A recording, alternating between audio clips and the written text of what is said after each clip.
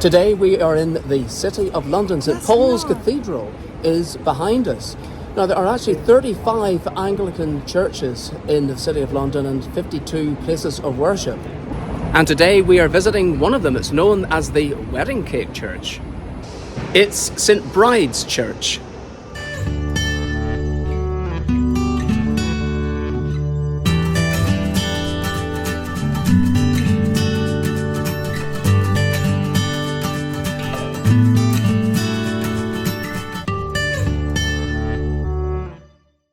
Our friends Susan and Becky have joined us for this episode.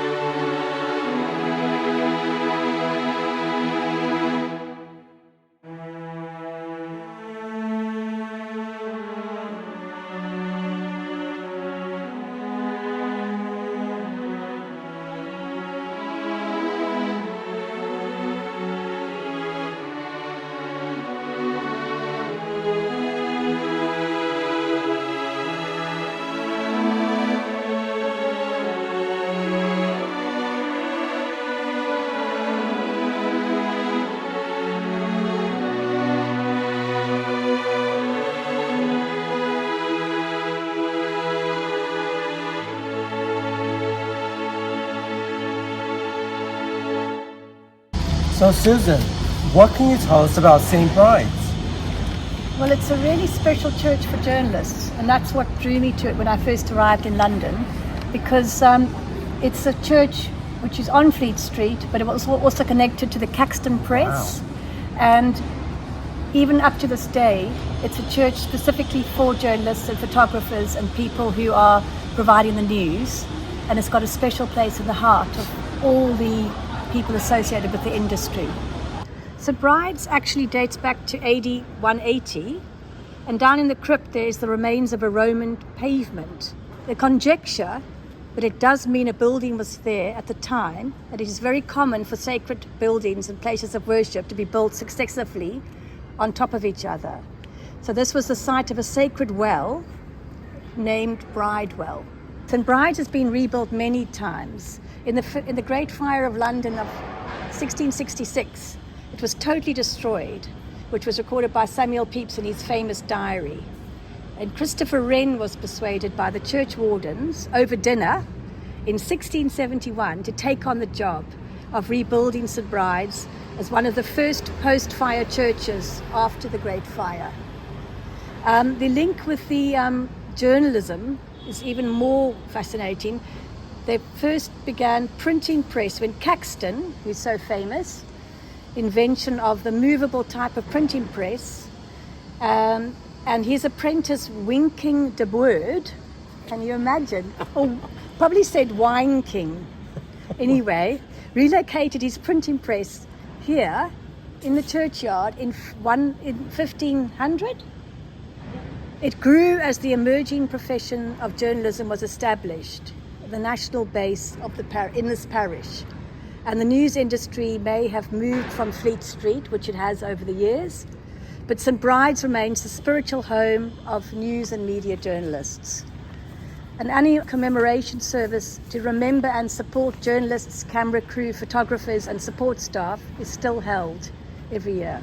The journalists' altar commemorates all the people who have died working to gather the news, or who have been held hostage or whose fate is unknown.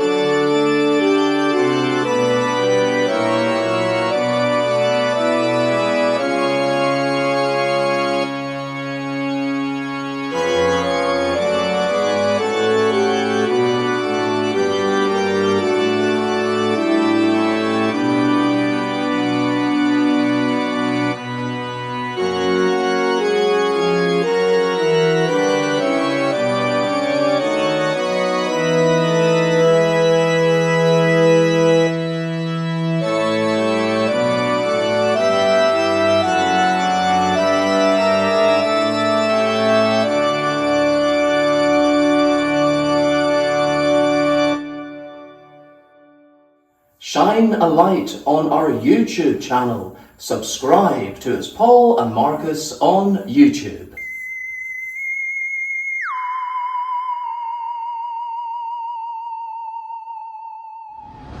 So Susan, you have a personal connection with St. Bride's, don't you?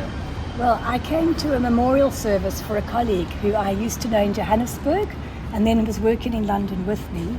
And he was off to cover Libya's civil war and was lost. And we thought he was being held hostage, but then it came out that he'd actually died and had been killed in the conflict. So we had a memorial service here, his family, his wife, his friends. It was very moving. It was very, wonderful thing to do. And it was also so wonderful to be in an historical place where so many other people in the news world had actually been remembered. It was in 2011. It was very, very moving and quite amazing to be in somewhere so special. May you always have enough happiness to keep you sweet, enough trials to keep you strong, enough sorrow to keep you human, enough hope to keep you happy, enough failure to keep you humble, enough success to keep you eager, enough friends to give you comfort, enough wealth to meet your needs, enough enthusiasm to look forward, enough determination to make each day better than yesterday. Well, we hope that you've enjoyed today's episode from St. Bride's. Yes, for those of you that have liked today's episode, give us a thumbs up. For those of you that have not subscribed already, hit the subscribe button. And for those of you that want to leave a comment, you could do so as well. And if you'd like to buy us a coffee to help us along the way, there is a link in the description. And we'll see you next time. Bye.